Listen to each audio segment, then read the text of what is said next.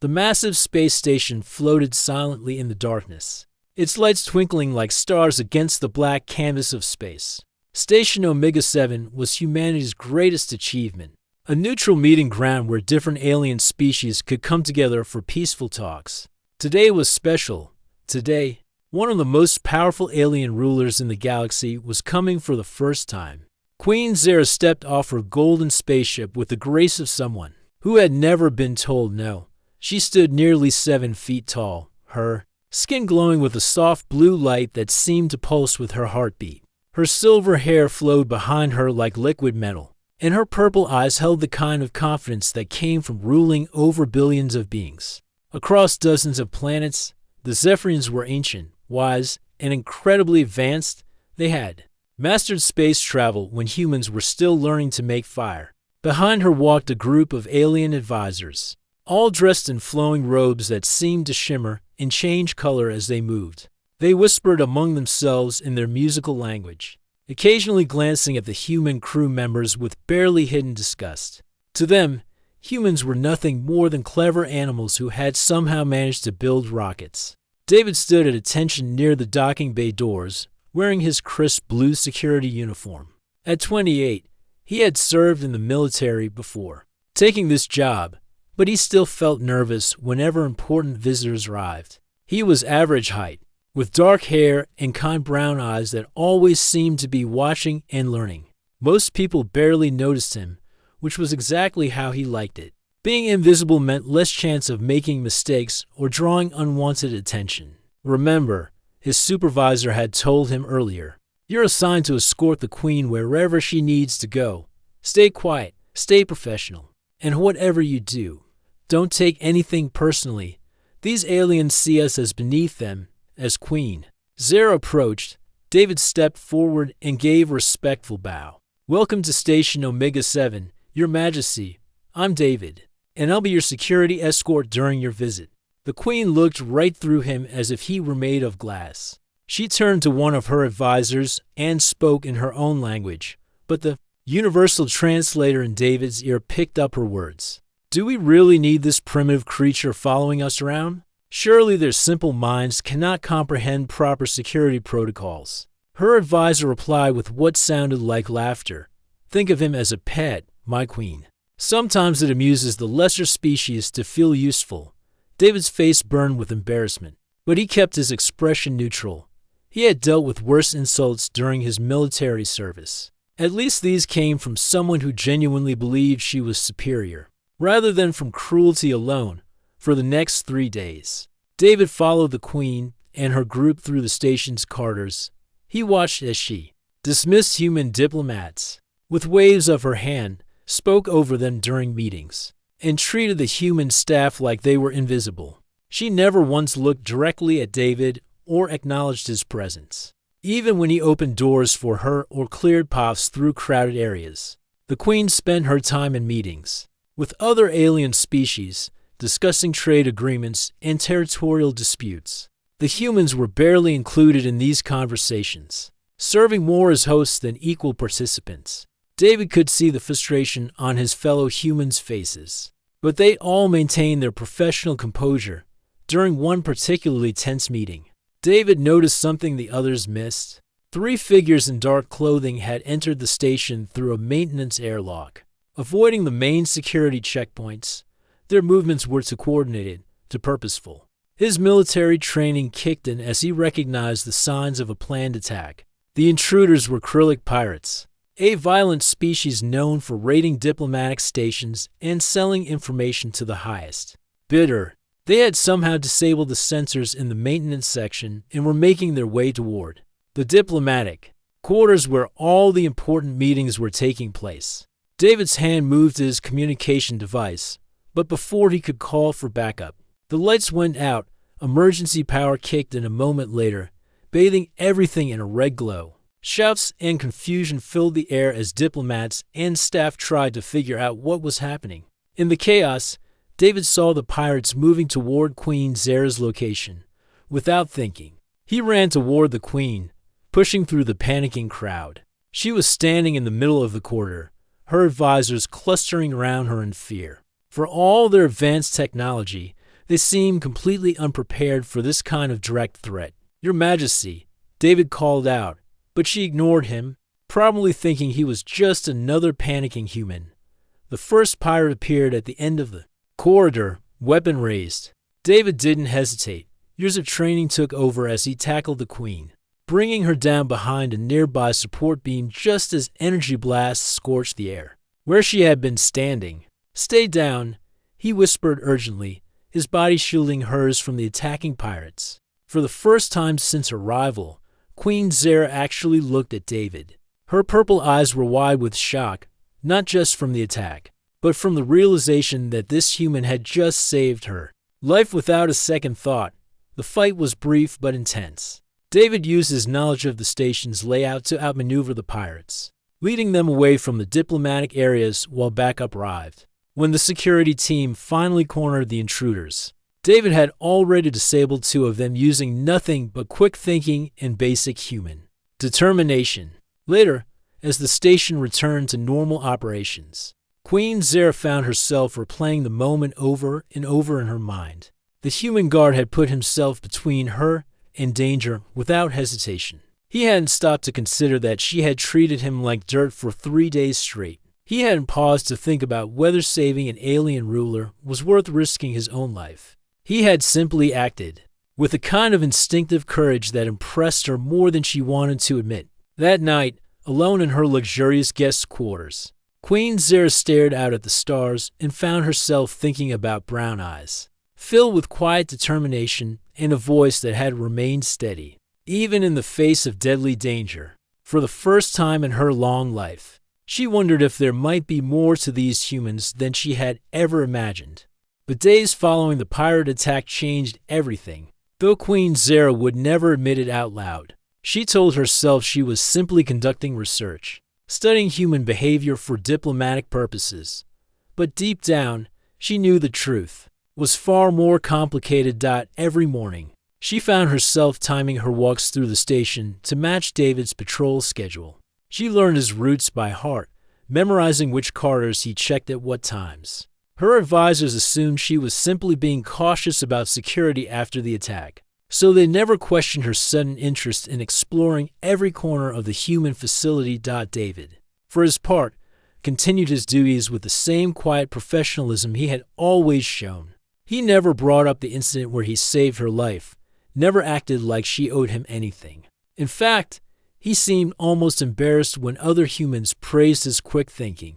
This puzzled Queen Zera more than she cared to admit. During one of her carefully planned encounters, she watched from a distance as David helped an elderly diplomat from the Centauri system, who had dropped his walking cane.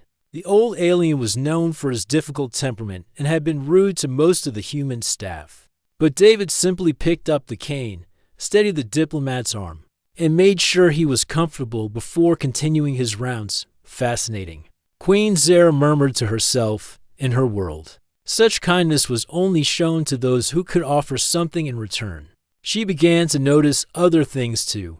David always remembered the names of the junior staff members, even the cleaning crew who worked the night shifts. When the food service workers looked tired, he would quietly take over some of their heavier tasks without being asked. He had a way of calming tense situations just by speaking in his steady, reassuring voice. One afternoon, Queen Zera was returning from a particularly frustrating meeting with the Andromedan trade representatives when she heard shouting from the engineering section. Red warning lights flashed throughout the corridor as an automated voice announced a coolant leak in the reactor housing. David was already there when she arrived, along with several other security personnel. But while the others were focused on evacuation procedures, David had noticed something else. A group of civilian researchers had been trapped in a side chamber. When the emergency doors sealed automatically, the manual override isn't there, David told his supervisor, pointing to a sealed doorway. Someone needs to get to those people before the radiation levels get too high. It's too dangerous, his supervisor replied. We'll have to wait for the hazmat team. David looked at the sealed door, then at the radiation readings on his scanner. They don't have that much time. Before anyone could stop him, David grabbed an emergency breathing mask and headed for the service tunnel that led to the trapped researchers. Queen Zera watched in amazement as he disappeared into the narrow passage, crawling through maintenance shafts to reach people he barely knew. 20 minutes later, he emerged with all 6 researchers, his uniform torn and his face streaked with sweat and coolant fluid. But he was smiling as he helped the last person to safety. One of the researchers, a young woman studying alien botany, hugged him tearfully. "You saved our lives," she whispered. David just shrugged. "Just doing my job."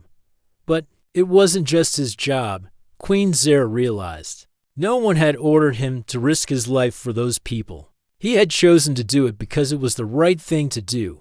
That evening, Queen Zera did something she had never done before. She visited the medical bay where David was being treated for minor radiation exposure. Her advisors were shocked by this breach of protocol, but she dismissed their concerns with a wave of her hand. David looked surprised to see her, struggling to sit up straighter in his hospital bed despite the doctor's protests. "Your Majesty," he said, his voice hoarse from breathing in coolant fumes, "I didn't expect." "Neither did I," she admitted, taking a seat in the chair next to his bed. "How are you feeling?" "Better. The docs say I'll be back on duty tomorrow, Queen." Zera studied his face, noting the genuine concern in his eyes when he asked about the researchers he had saved. "Why did you do it?" she asked suddenly. David looked confused. "Do what?" "Risk your life for people you barely knew, for no reward or recognition." David was quiet for a moment, considering her question. The pain medication had loosened his usual reserve, and he spoke more freely than normal. "I guess because everyone matters," he said simply, "back on Earth. I have a sister who's studying to become a xenobiologist. She's always dreamed of working with different alien species, learning from them, maybe helping build bridges between our peoples. She believes that every life has value, regardless of where it comes from or what it looks like." He paused, looking out the small window at the stars beyond. "I used to think that was naive. But working here, seeing all these different species trying to find common ground. Maybe she's right. Maybe the future depends on people being willing to look past their differences and see the worth." In everyone they meet, Queen Zera felt something shift inside her chest, a strange warmth she had never experienced before. "Tell me more about Earth," she said softly, for the next hour.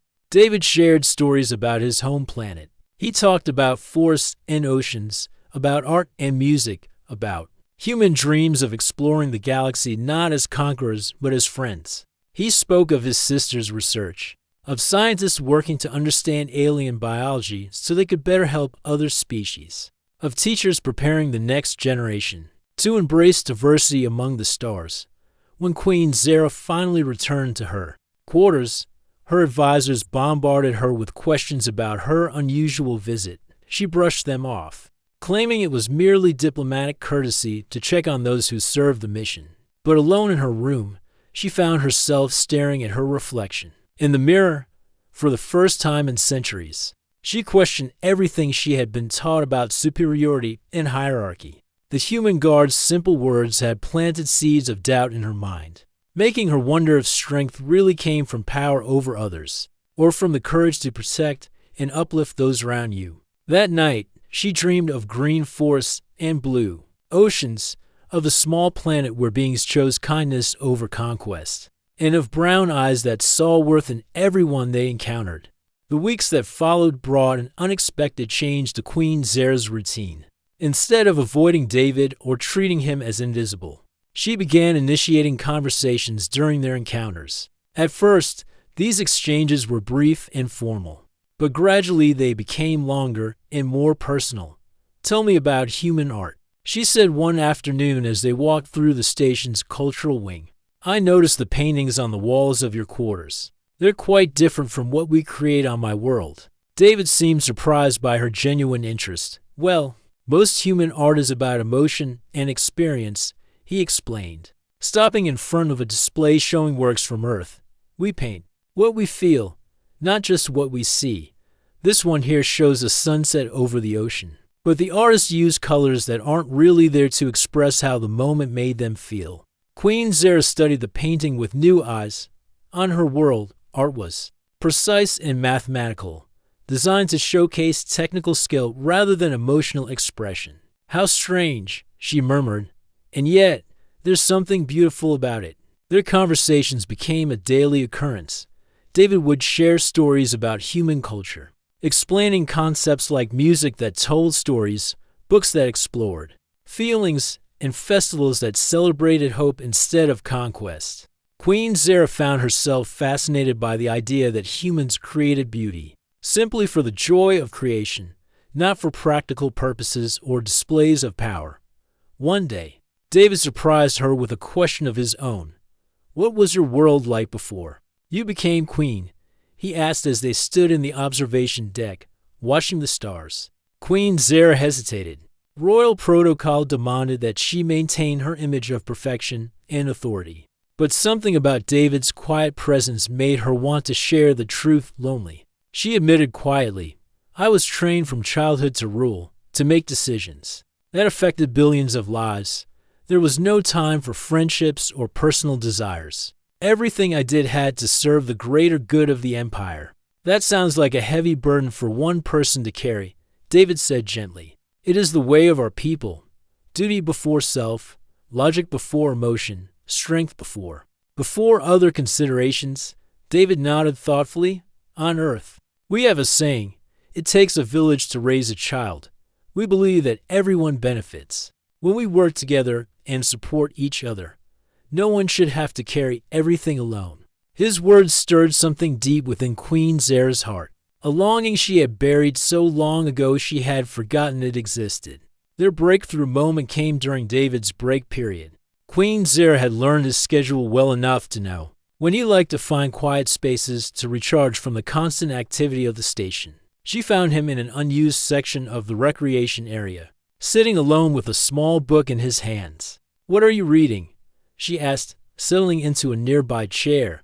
David looked up, startled. "Oh, Your Majesty, I didn't hear you come in." He held up the book, looking slightly embarrassed. "It's just poetry, human poetry about longing and connection." Queen Zara leaned forward, intrigued. "May I hear some?" David's cheeks reddened, but he opened the book and began to read in his steady, gentle voice. The poem spoke of love that crossed impossible distances, of hearts that called to each other across the vastness of space, of finding home in another person rather than a place. As he read, Queen Zara felt tears forming in her eyes. "We used to have poetry like this," she said softly when he finished, "long ago. Before our society decided that emotions were weakness, my grandmother once recited verses about the beauty of connection between souls, but such things were deemed inefficient." "What happened to change that?" David asked. Queen Zara sighed. "War, conquest. We decided that feelings made us vulnerable, so we built a society based purely on logic and hierarchy. We became powerful, but we lost something essential in the process. It's not too late to find it again," David said quietly. Their conversation was interrupted when David stood up and walked to a control panel on the wall. He pressed a few buttons, and a section of the wall slid away to reveal a hidden room filled with soft light and growing plants. "This is incredible," Queen Zara breathed, stepping into the small garden space. "I've been working on it during my free time," David explained, following her inside. "The station can feel so cold and mechanical sometimes. I thought it would be nice to have a place where living things could flourish." The garden was modest but beautiful, filled with plants from various worlds that somehow managed to grow together in harmony. David had created a small ecosystem where earth flowers bloomed alongside Centauri moss and crystalline fungi from the outer rim. "How do you make them all grow together?" Queen Zara asked, touching a delicate blue flower that seemed to pulse with its own inner light. "Patience, mostly, and understanding what each plant needs to thrive. It took a lot of trial and error, but eventually I figured out how to create an environment where they could all coexist." As Queen Zara touched the flower, something unexpected happened. Her natural telepathic abilities, usually tightly controlled, suddenly picked up David's surface thoughts. She saw flashes of his memories, his sister's excitement about meeting new species, his dreams of a peaceful galaxy, his genuine belief that every life had value regardless of its origin. But what shocked her most was seeing herself through his eyes. He didn't see an arrogant alien queen or a superior being to be feared. He saw someone who was lonely, someone who carried too much responsibility, someone who deserved kindness and understanding just like everyone else. The intensity of his compassion overwhelmed her, and she quickly pulled her hand away from the flower, breaking the telepathic connection. "I'm sorry," she whispered, her voice shaking. "I didn't mean to." "It's okay," David said gently. "I felt it too. The connection. I mean, it was beautiful." Before Queen Zera could respond, the garden's soft atmosphere was shattered by the arrival of Lord Vex, her betrothed from the royal houses of Zephyr Prime. He stood in the doorway like a dark storm cloud, his silver eyes cold with fury. "So this is where you've been hiding," he said, his voice dripping with contempt. "Playing in the dirt with primitive creatures while important matters of state await your attention." David immediately stepped forward, placing himself slightly between Queen Zera and the newcomer. "Your lordship," he said respectfully, "I was just showing Her Majesty one of the station's botanical projects." Lord Vex laughed, a sound like breaking glass. "How precious. The pet thinks it can speak to its betters." He turned to Queen Zera, his expression dark with disappointment. "We leave for home immediately. This little vacation among the savages has clearly affected your judgment." As Queen Zera looked between David's quiet strength and Lord Vex's cold arrogance, she realized that her feelings had grown far beyond simple curiosity or friendship. The thought both thrilled and terrified her, because she knew that what she felt for David could destroy everything she had ever known. The next 2 days felt like a countdown to the end of the world. Lord Vex had announced that Queen Zera's ship would depart at the end of the week, taking her back to Zephyr Prime for their long-planned wedding ceremony. The entire station buzzed with preparations for her departure. But Queen Zera felt like she was sleepwalking through a nightmare. She found herself unable to focus during meetings with other diplomatic representatives. Her mind kept wandering to thoughts of David, of their conversations in the garden, of the way his eyes lit up when he talked about his dreams for a peaceful galaxy. The realization hit her like a lightning bolt during a particularly boring trade negotiation. She was in love with him. The thought should have horrified her.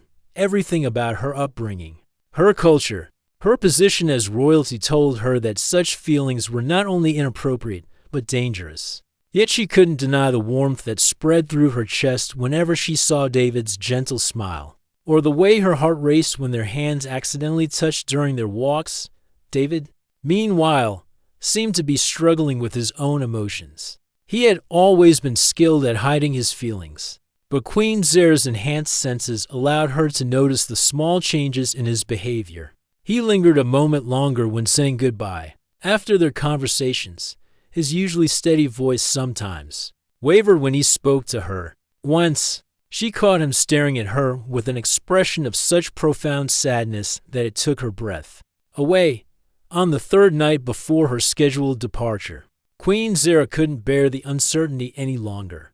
She found David in his garden, during his late shift, tending to a new plant he had recently added to the collection. "You've been avoiding me," she said softly, stepping into the peaceful space. David looked up from the small flowering vine he was adjusting. "I thought it would be easier," he admitted.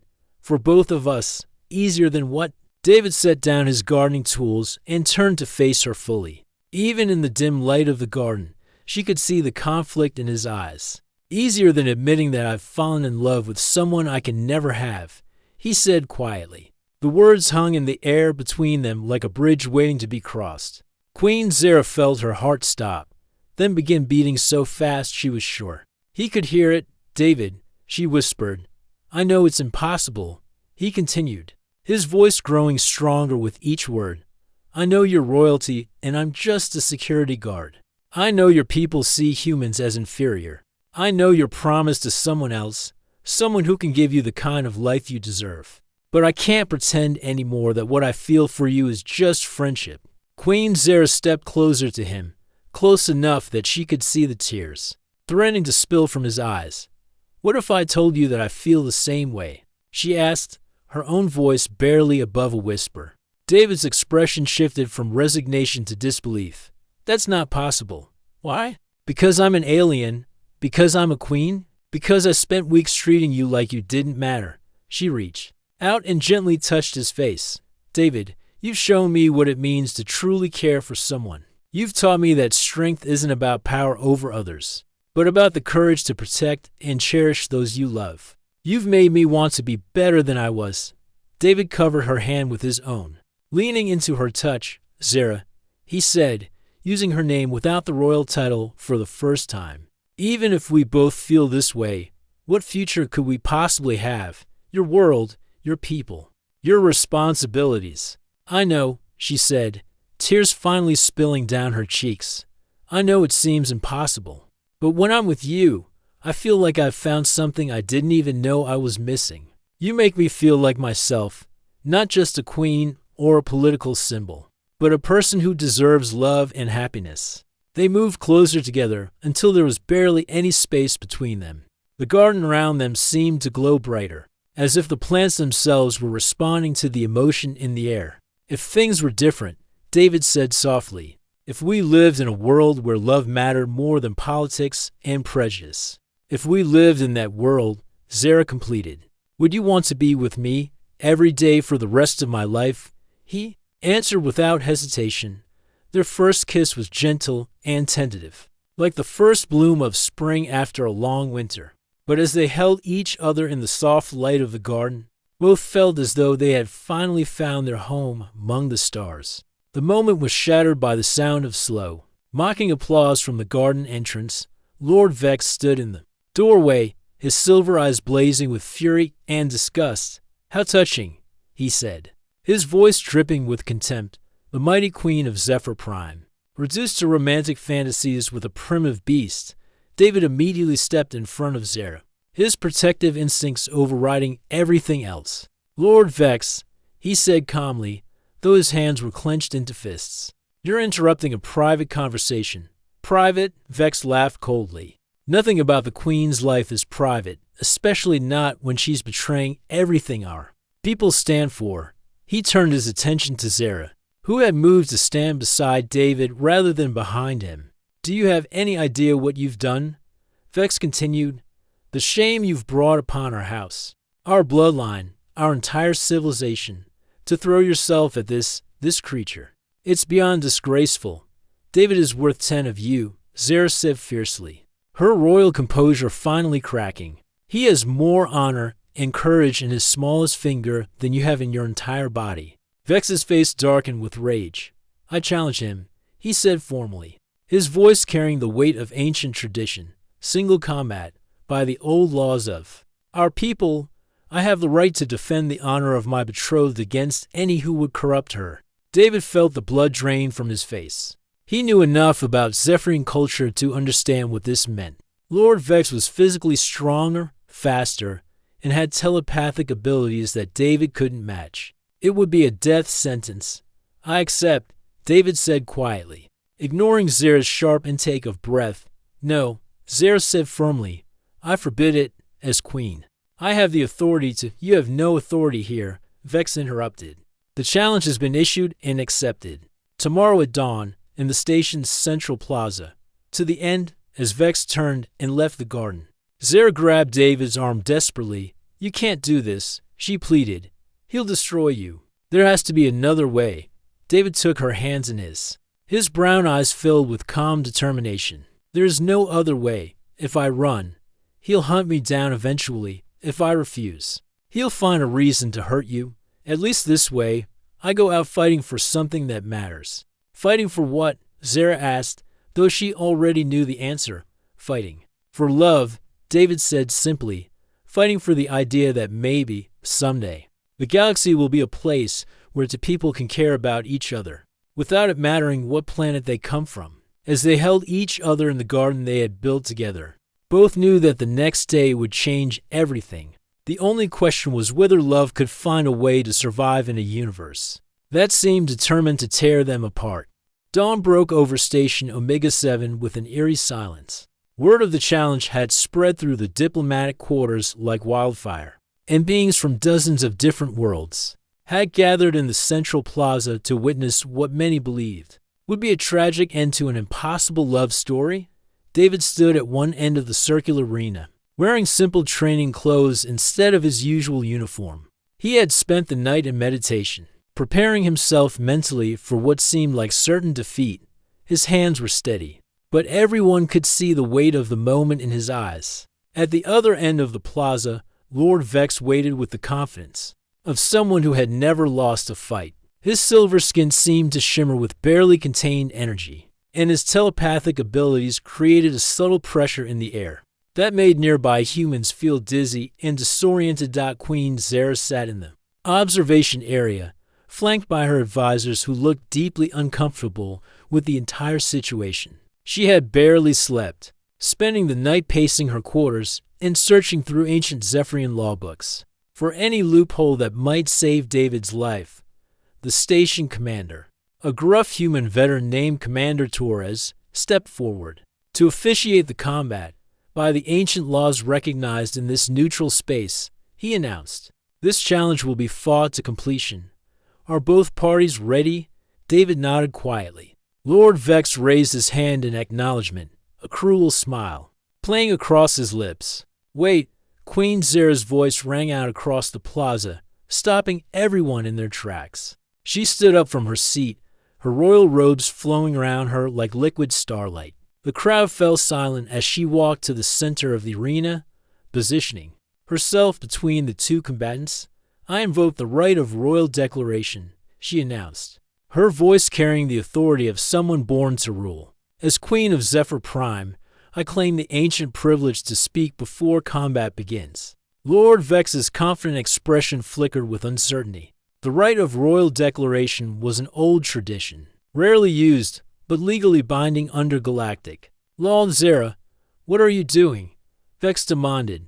"Something I should have done long ago," she replied, turning to address the assembled crowd of humans and aliens. "I stand before you today not just as a queen, but as someone who has learned a truth that could change the future of our entire galaxy." She gestured toward David, who looked as surprised as everyone else by her interruption. "This human has shown me something that my advanced civilization had forgotten. He has taught me that true strength doesn't come from power over others, but from the courage to lift others up. He has demonstrated that wisdom isn't about having all the answers, but about being willing to learn and grow." Murmurs rippled through the crowd as aliens and humans alike began to pay closer attention to her words. "For too long, we have measured worth by technology, by military might, by how many worlds we control," Queen Zera continued, her voice growing stronger with each word. "But what if we've been wrong? What if the most advanced species isn't the one with the biggest ships or the most powerful weapons, but the one that shows the greatest capacity for compassion?" She turned to look directly at Lord Vex. "You want to fight David to defend my honor? But you don't understand what honor truly means. Honor isn't about forcing others to bow to your will. Honor is about choosing to do what's right, even when it costs you everything." Lord Vex's face was twisted with rage and confusion. "You speak nonsense. This creature has obviously corrupted your mind with some kind of primitive emotion. Love." Queen Zera said simply, "The word you're looking for is love, and yes, David has taught me what it means to truly love someone. Not the cold arrangement our families plan, not the political alliance that benefits our houses, but real love that sees the worth in another person regardless of where they come from or what they look like." She walked over to David and took his hand, facing the crowd together. "I renounce my claim to the throne of Zephyr Prime," she declared, her words sending shock waves through the assembled diplomats. "I invoke the great sacrifice, giving up my crown and my titles to remain here as an ambassador to humanity." The plaza erupted in chaos. Zephyrian advisors shouted protests while human delegates stared in amazement. But Queen Zera wasn't finished. Furthermore, she continued, raising her voice above the noise. "I call upon every being here to consider what kind of galaxy we want to build. One where differences divide us, or one where diversity makes us stronger." one where might makes right, or one where compassion guides our choices. Something remarkable began to happen. One by one, beings throughout the crowd began to step forward. A Centauri diplomat moved to stand beside them, then a human scientist, then one of Zer's own royal guards, defying centuries of protocol. "Your Majesty speaks wisdom," the guard said, his voice carrying clearly across the plaza. "Perhaps it is time for our people to learn new ways of thinking." More voices joined in agreement. Aliens who had never spoken to humans before found themselves nodding along with Zer's words. Humans who had felt inferior to the advanced alien species began to stand taller, realizing that their capacity for growth and change was its own form of strength. Lord Vex found himself increasingly isolated as the crowd's mood shifted. His challenge, meant to humiliate and destroy, had instead become the catalyst for something entirely unexpected. "This is madness," he snarled, but his voice lacked its earlier confidence. "No," said Commander Torres, stepping forward with a slight smile. "This is hope." Faced with the changing tide, Lord Vex made one last desperate attempt to salvage his wounded pride. He lunged toward David, energy crackling around his hands. But he never reached his target. Half a dozen beings from different species moved to block his path, not with violence, but with the simple act of standing together. Humans and aliens, former enemies and strangers, united by the realization that they had more in common than they had ever imagined. Lord Vex stopped short, staring at the wall of diverse faces, all looking at him with disappointment rather than fear. "The challenge is over," Queen Zera announced, "and we all won." 6 months later, the same plaza hosted a very different ceremony. David and Zera exchanged vows in the first official wedding between a human and a Zephyrian, witnessed by representatives from dozens of worlds. The ceremony blended traditions from both cultures, creating something new and beautiful. Zera now served as the head of the newly formed Interspecies Cooperation Council, while David had been promoted to Director of Cultural Exchange. Together, they worked to build the kind of galaxy they had dreamed about in their secret garden. Speaking of which, their little garden had grown too. It now occupied an entire section of the station, tended by volunteers from every species represented. There, beings would come from across the galaxy to see the place, where different forms of life flourished together, learning from each other and creating something more beautiful than any of them could achieve alone. As David and Zera walked through their expanded garden on their wedding night, surrounded by plants from 100 different worlds, all growing in harmony, they realized that love hadn't just changed their lives. It had changed the galaxy itself, one heart at a time. The stars above seemed to shine a little brighter, as if the universe itself was celebrating the triumph of love over fear, understanding over prejudice, and hope over hatred. And in that moment, anything seemed possible.